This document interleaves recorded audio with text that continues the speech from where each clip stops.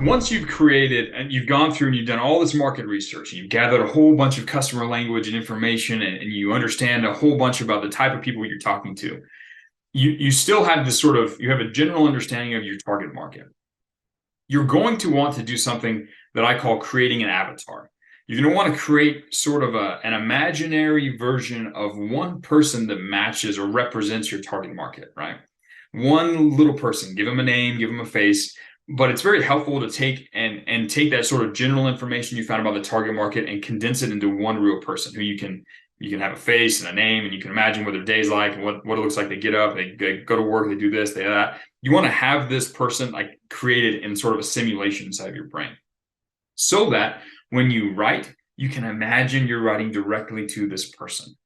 Now, this gives you the power of specificity. This gives you the power of communicating to one person and taking that one person on a journey towards that objective. And when you have a clearly defined avatar, and when you have that in mind as the person you are writing to, when you sit down to write, everybody who reads it will feel like you're speaking to them. It's like, oh, he wrote this to one person, and that one person is me. This feels like one person talking to me, another person.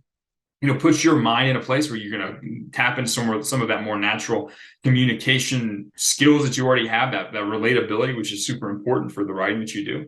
And it will help you avoid vague, empty phrases, and you'll be able to paint more specific and vivid images and pictures inside of their brain representing their desires and their pain and stuff like that. So after you've done this whole big research on who your target market is, it's useful to sit down and create an avatar. And I'm going to give you a document here that you can use to kind of give you some questions and help you get started and figure out who your avatar is.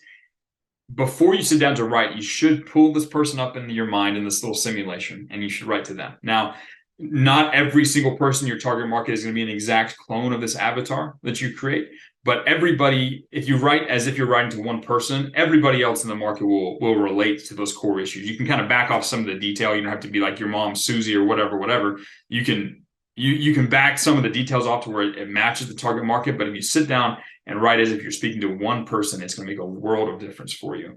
And it's going to increase the impact you can have on their minds.